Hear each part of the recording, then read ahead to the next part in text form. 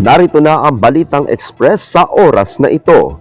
Bahagi ng Punta Isla sa bayan ng Lake Cebu nasunog. Ito ang mga kuhang larawan at mga video ang nagpapakita ng lawak ng pinsala sa nasunog na bahagi ng Punta Isla Lake Resort sa bayan ng Lake Cebu, lalawigan ng South Cotabato. Ayon sa mga otoridad, patuloy pang iniimbestigahan ng mga bumbero ang pinagmulan ng sunog, gayon din ang kabuuang halaga ng danyos na idinulot nito.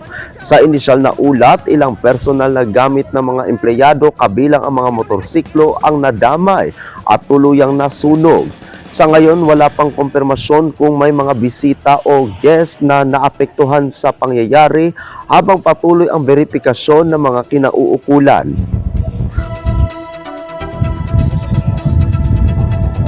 Manatiling nakaantabay para sa iba pang mga detalye ukol sa nasunog na Punta Isla. Abangan ang iba pang mga balita mamayang alas 9:30 ng gabi sa Philippine Headlines.